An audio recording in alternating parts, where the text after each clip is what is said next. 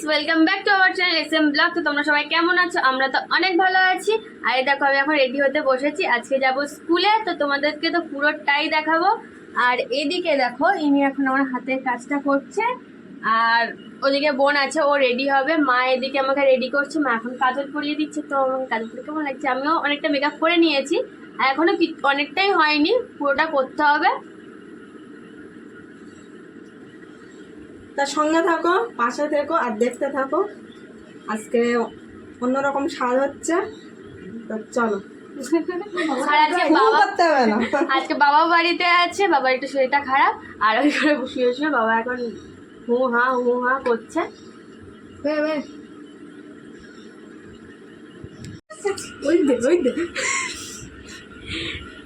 তো গাইস, এই যে দেখো, আমার হাতে পুরোটা কমপ্লিট হচ্ছে। আর পায়েরটা অনেকটাই হয়ে গেছে, দুই পায়ে, যে দু পায়ের অনেকটাই হয়ে, মানে অনেকটাই পুরোটাই হয়ে গেছে। আর হাতে এখন হবে, দু হাতে। তো সবাই এই হাতে স্টার্ট হয়েছে। তোর হাতেই তো মনে হচ্ছে মেখে যাচ্ছে। মাগলে আমি কি করবো? মা আগের দিনই সেজেছিল, তাই তো আজকে আমি সাজবো। তো চলো দেখতে থাকো। চলো চাঁদা কাটি আমরা। সঙ্গে নবগ্রহ কালকে গেছিল। এখন লেডিস গাড়ি বেরোয় না, অনেক টাইম। তোরা ধীরে সিস্তে সাজ দেখো, দে আইলাইনার দে। লেডিস গাড়ি আমি বলে দিচ্ছি, সানাটা পারবি না তবে। আমাকে সানাটা যেতেই হবে না। হ্যাঁ, যেতেই হবে না। অনেক টাইম লাগবে। আমার বান্ধবী দাঁড়িয়ে থাকবে। তোর বান্ধবী ইয়ে আর একটা দোয়া সত্যি? এই চুপ কর তো। ও ফোন করে বলে দেওয়া হবে 10:30টায় যাওয়া হবে। ও 10:30 যায় না, তাহলে আমি বলবো। আসি। এখন তাহলে ফোন করে দে, বল ছেড়ে সে এখন বেরোয় বাড়ি থেকে।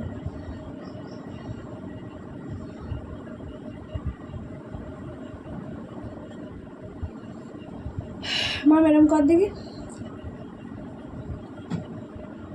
চোখ ক্লিক মারবি না কিন্তু। বড় চোখ ক্লিক মার। মা মেয়ে পড়বি না? ওই সর্ষের তেল। হ্যাঁ, চোখটা বন্ধ কর, তাহলে শুরু হবে।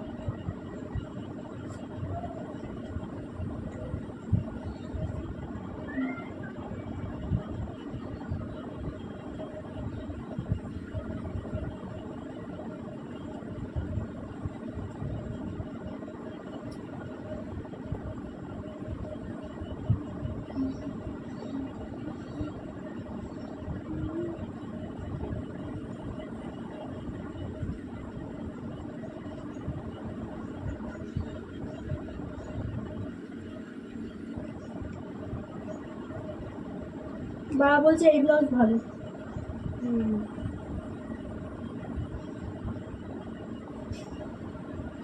ভালো জিনিসের ভালো বানালে কি বলে?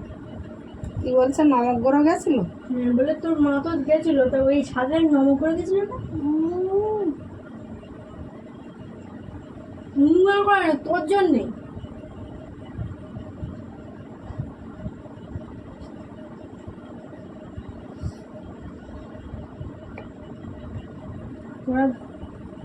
তোরা ভাই তালি যাচ্ছে কিন্তু, হ্যাঁ, বাবা বাড়ি। কোন ভাই? ও দেখো মুখ ঠিক আছে মা? ওর আগের দিন বলছি, ও ভাই তুই আমাদের সাথে আগমনকে যাবে নাকি? তোমাকে যদি কেউ কোলে ভরে নিয়ে চলে যায় আমরা কিন্তু দাঁড়ি না, বা তোমাকে নিয়ে যদি কেউ তুলে নিতে চায় আমরা তাও দাঁড়ি না। একটা চোখে ফ্যাব্রিকটা তাড়াতাড়ি শুয়ে যায়। নাভি মুখস্থ কেটে গেছে। প্লাস্টার করে দিলি হয় না? কিনে তখন আমি একটা ওই শীতকাল পড়ু, আমি গরমে ক্রিম লাগাতে পারবো। সো গাইস, আমরা তো বেরিয়ে পড়েছি। তো চলো একেবারে স্কুলে গিয়ে তারপর তোমার সাথে দেখা হচ্ছে। সো গাইস, আমি তো স্কুলে চলে এসেছি। আর স্কুলে চলে এসে এই যে এটা হচ্ছে আমার পুরো টিম, নাটকের পুরো টিম আছে। সবাই হাই করো।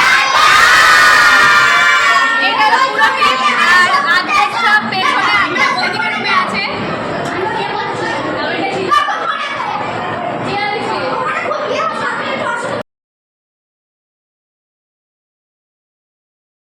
তো তো এটা হচ্ছে আমাদের স্কুলের হলরুম। এই হলরুমেই কিন্তু অনুষ্ঠান দেখানো হয়, তো প্রোগ্রাম এখানে হবে। আর সব স্টুডেন্টরা বসে পড়েছে, এখানে ক্লাস 5-6 স্টুডেন্টরা রয়েছে। আর আমি তো হাফ রেডি হয়ে এসেছিলাম, আর এখানে এসে পুরোটা রেডি হচ্ছে। তো ওদিকে আমার চুল বাঁধা হচ্ছে। আর এরা সব ছিল নাটকের যারা টিম, তারা রয়েছে। এই যে দুজন দেখো রয়েছে, ওটা কার্তিক আর এটা গণেশ, দুজনের রয়েছে। আর এদিকে আমার বোন আর জয়ামিন আমাকে সাজাচ্ছে। আর এদিকে চলছিল শিব পার্বতীর সবার কাছে সিঁদুর পরার সিন চলছিল, তো আমিও পরে নিয়েছিলাম আর পার্বতীও পরে নিয়েছিল শিবের কাছ থেকে। তো গাইস, আমরা এখন রেডি হয়ে গেছি। আর এই যে গেটের বাইরে দাঁড়িয়ে আছি, অ্যাক্টিং করবো খাওয়া ঘরের সামনে, যাই হোক। আর আমাদের এখানে পুরো টিম রেডি, একদম সবাই রেডি।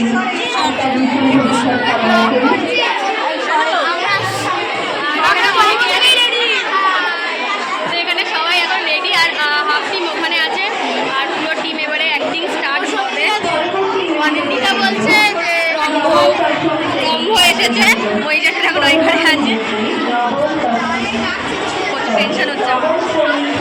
তো চলো দেখা যাক কতদিন কি হয়।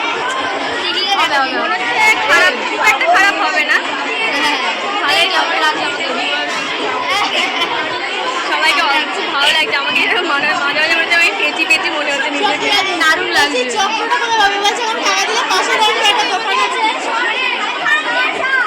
আমরা সবাই আশা করি খুব ভালো উপভোগ করবো। তার জন্য তোমাদের সকলকে চুপ থাকতে হবে।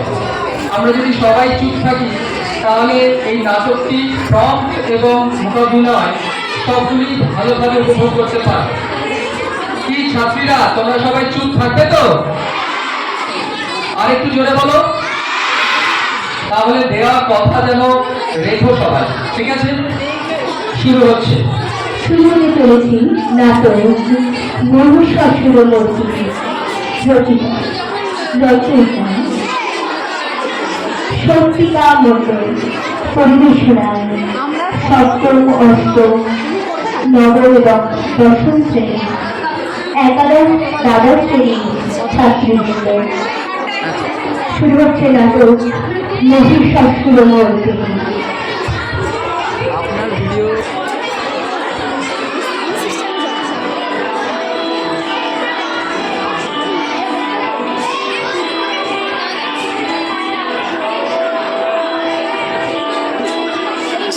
সামনে দিয়ে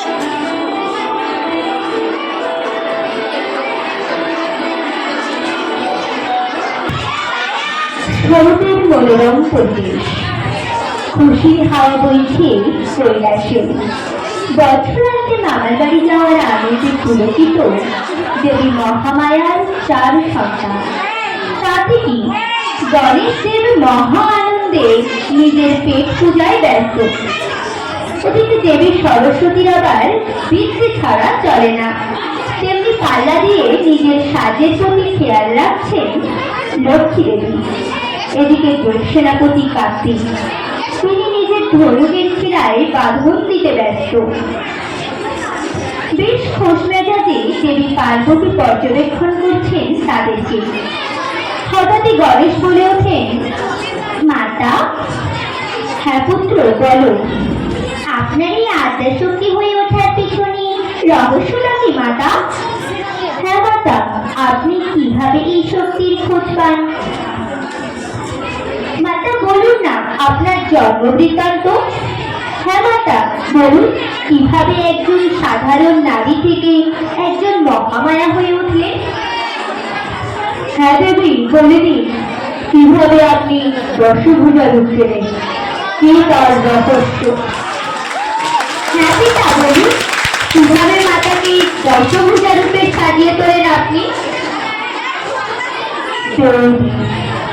যিনি অনন্ত ব্রহ্মাণ্ডের কণায় কণায় ব্যক্ত, কারো জন্য যিনি শক্তি, কারো জন্য ভক্তি, যার অজস্র রূপ, অসংখ্য নাম, যিনি স্বয়ং সৃষ্টি করেছেন ত্রিদেবকে, তিনি তোমাদের মাতা আদি শক্তি। দক্ষিণরাজ দক্ষের কন্যা ছিল সতী। দক্ষরাজ কখনোই আমাকে পছন্দ করতেন না, দক্ষের পিতা ব্রহ্মার অহংকারী পঞ্চমস্তক ছেদ করার জন্য তিনি আমাকে অত্যন্ত ঘৃণা করতেন এবং মনে করতেন তিনি আমার প্রতিপক্ষ এবং আমার থেকে বেশি শক্তির অধিকার। হঠাৎই একদিন ব্রহ্মা দক্ষকে প্রস্তাব দেন মহাদেব এবং সতীর বিবাহে, কিন্তু এই প্রস্তাব পেয়ে দক্ষ অত্যন্ত ক্ষুব্ধ হয়ে ওঠে। ব্রহ্মা বলেন, মহাদেবকে কিন্তু সুদর্শন, চাঁদের মতো গায়ের রং, আবার কখনো কৃষ্ণবর্ণে, কোন আগে সব শক্তির আধার ছিল পুত্র। ওই ঠিকাই হবে আমার জামাতা, আর আমার কন্যার সাথে ওই অঘরের রূপের তুলনা কখনোই সম্ভব না। আমি কখনোই ওই সন্তানটাকে আমার জামাতা হিসেবে গ্রহণ করবো না। শোনো আমার কথা। না পিতা, আমি সতী বিবাহের জন্য স্মরণের আয়োজন করব। সেখানে সতী নিজেই ঠিক করবে সে কাকে বিবাহ করবে। যথাদিনে একটি স্মরণের আয়োজন করে রাজা দক্ষ। স্বয়ংবর সভায়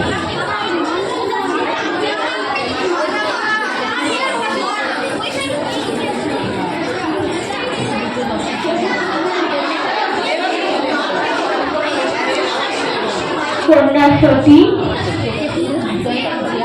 এই নাও বরমাল্য, তোমার যাকে ইচ্ছা তুমি তাকে এই বরমাল্য প্রদান করো।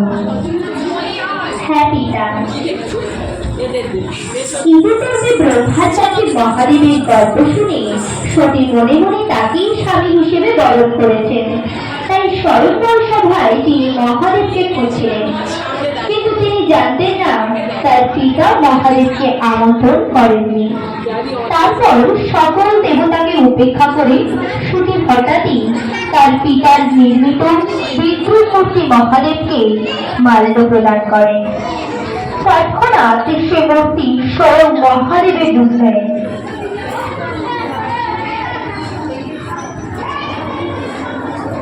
এই ঘটনায় দক্ষ অবাক হয় এবং প্রচন্ড ক্রোধিত হয় এবং সতীকে ত্যায্য কন্যা করেন। সীতার মহল ত্যাগ করে দেবী সতী কৈলাসে এসে মহাদেবের সাথে সংসার গড়ে তোলেন। কিছুদিন যাওয়ার পর দক্ষ রাজা ঠিক করেন যে তিনি এমন এক যজ্ঞের আয়োজন করবেন যে যজ্ঞে এই সকল দেব ত্রিলোকের সকল দেবদেবী উপস্থিত থাকবে, শুধুমাত্র মহাদেব এবং সতী ছাড়া। যখন এই খবর সতী পান তখন তিনি মহাদেবকে বলেন,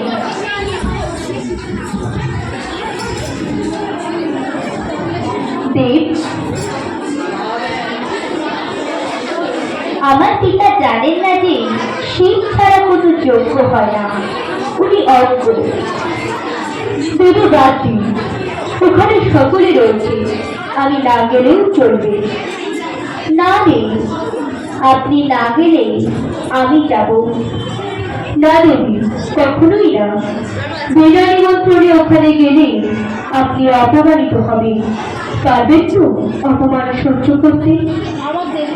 দেব, কন্যাকে তার পিতার গৃহে যাওয়ার জন্য নিমন্ত্রণের প্রয়োজন নেই, তবে দেবী আপনি যান। এদিকে যজ্ঞ শুরু হলো। রাজা দক্ষ সকল দেব দেবীর সঙ্গে যজ্ঞ আরম্ভ করল।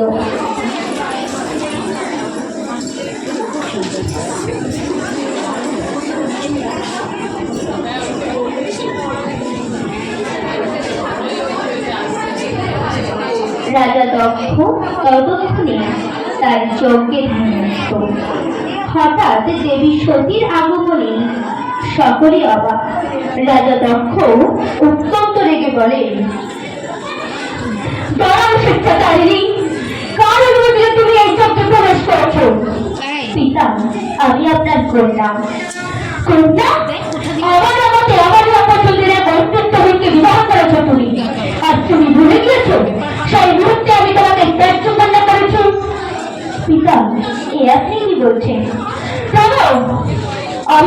পিতা নই, আমাকে পিতা বলে সম্বোধন করো না।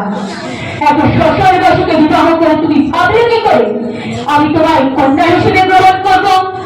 এক আধুনিক দিন রাত ধস্য থেকে ঘুরে বেড়ায়, পোশাকের বদলে পশুর চামড়া পরে, এমন একজনকে তুমি বিবাহ করো কোন সাহসে?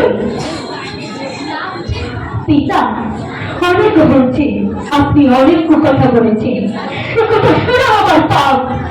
আপনার মুখ নিশ্চিত মহাদেব সম্বন্ধে এই কুকথা শুনে আমার সুরের প্রসক্ত হয়েছে। আমি আজ এ বিহ রাখতে চাই না, তাই এই যজ্ঞের অগ্নিতে নিজেকে আহুতি দিলাম। হেনকালে মহাদেব সতীর দেহ ত্যাগের খবর পেয়ে সৃষ্টি করেন ভদ্ররূপ। তারপর সতীর দেহ কাছে তুলে শুরু করেন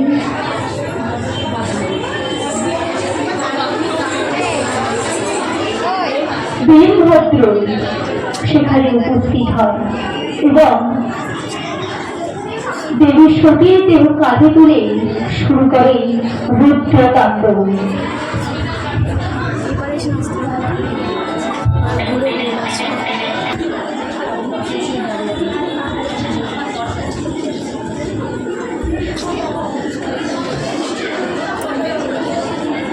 অতঃপর হিমালয় রাজ এবং তার স্ত্রী মেনকার তপস্যায় তুষ্ট হয়ে মহামায়া বর প্রদান করেন যে তিনি স্বয়ং তার কন্যা রূপে জন্মগ্রহণ করবেন পার্বতী রূপে। গত জন্মের দেবী সতীকে এ জন্মে পার্বতী হিসেবে পাওয়ার পর তাকে তার শক্তির সাথে অবগত করিয়ে আবার করে তুলি আদি শক্তি।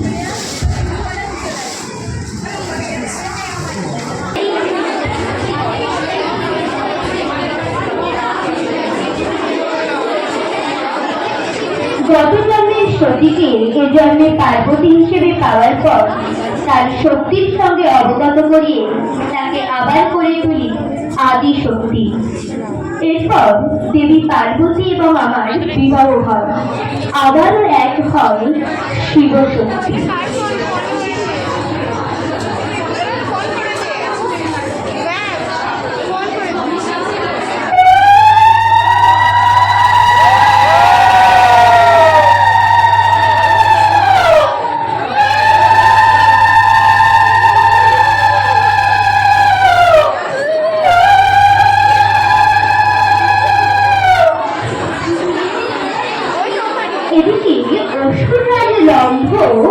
অগ্নিদেবের থেকে বরপ্রাপ্ত হন যে তার পুত্র হবে ত্রিভুবনের মহাশক্তিবান যোদ্ধা, মহাশক্তির অধিকারী।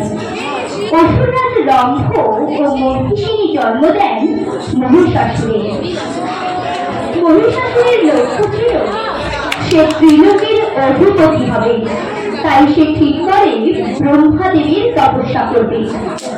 বহু বাধা বিপত্তি কাটিয়ে নিজ তপস্যার ফলস্বরূপ ব্রহ্মাদেবের দর্শন পান। মহিষাসুর, প্রভু আপনি এসেছেন? হ্যাঁ বৎস, বলো কি হেতু তুমি আমাকে স্মরণ করেছ? প্রভু, আমি আমার রক্তের বর চাই। না বৎস, অন্য কিছু বর চাও। তবে প্রভু, আমি চাই ত্রিভুবনের কোন দেবতা বা পুরুষ আমাকে পরাস্ত করতে পারবে না। তথাস্তু। পরপ্রাপ্ত হয়ে মহিষাসুর নিজ বাসনা পূরণ করতে চলে যায় স্বর্গে। স্বর্গে সবাই মস্ত, অপ্সরাদের নৃত্য দেখতে।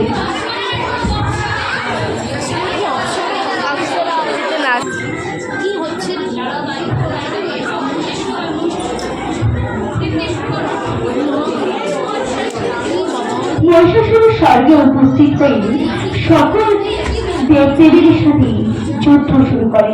শুরু হওয়া মাত্র স্বর্গে উপস্থিত হয় এবং শুরু করে তার যুদ্ধ। নিরুপায় হয়ে দেবদেবী শরণাপন্ন হলেন ত্রিদেবের কাছে।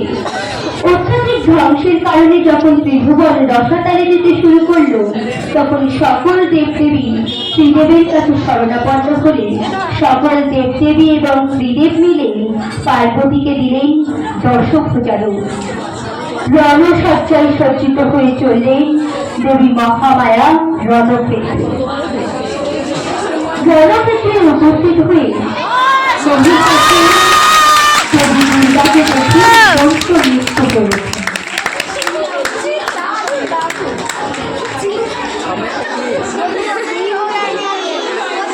আছে সে হবে ত্রিলোকের অধিপতি। এমন সময় মহামায়া ও রণর সাথে সজ্জিত চললেন যুদ্ধক্ষেত্রে।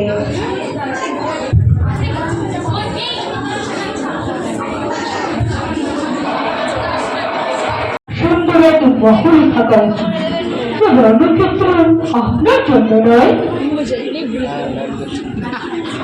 শাশুড়, আমারও তাই মনে হয় তোমার এই মুহূর্তে রণক্ষেত্রে নয়, পাতালে থাকা উচিত। কি বললেন দেবু? আপনি পাতালে নয়, এই ত্রিভুবন হবে আমার। নেহাত আপনি স্ত্রী, তাই আপনার রূপের প্রশংসা করলাম। প্রশংসা নয় শাশুড়, আমি যুদ্ধ চাই। যুদ্ধ?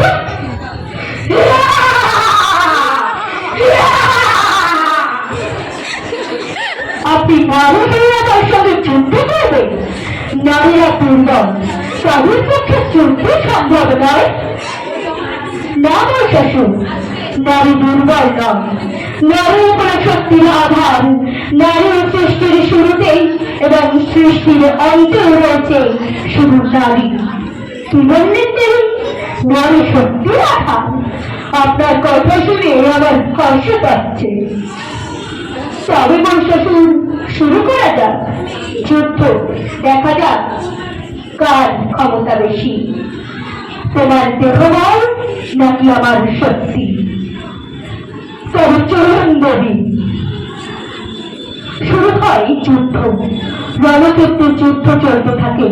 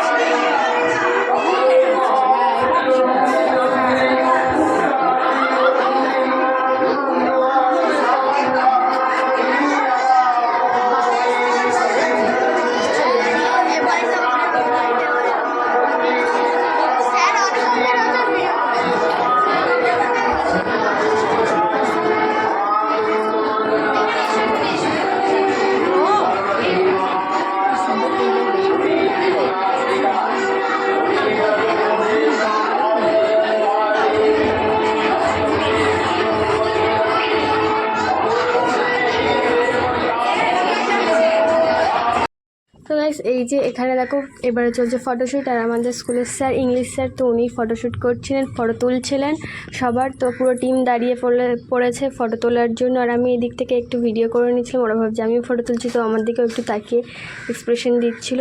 তো যাই হোক, আর এদিকে রয়েছে আমাদের সব ম্যামেরা, সবাই এখানে দাঁড়িয়ে দাঁড়িয়ে ফটো তুলছিল আমাদের। তো এই যে দেখতেই পাচ্ছ, সব মেয়েরাও রয়েছে, অনেকে রয়েছে, স্কুল ম্যামরাও রয়েছে। তো চলো আজকে ব্লগটা এখানে শেষ করছি। দেখা হচ্ছে নেক্সট ব্লগে। সবাই কিন্তু লাইক কমেন্ট শেয়ার করতে একদম ভুলবে না। আর এখানে হাফ কিন্তু জিনিসপত্র আমি খুলে ফেলেছি, আর স্টেশনে এসে বসে আছি। তো চলো দেখা হচ্ছে নেক্সট ব্লগে। সবাইকে টাটা অ্যান্ড বাই বাই।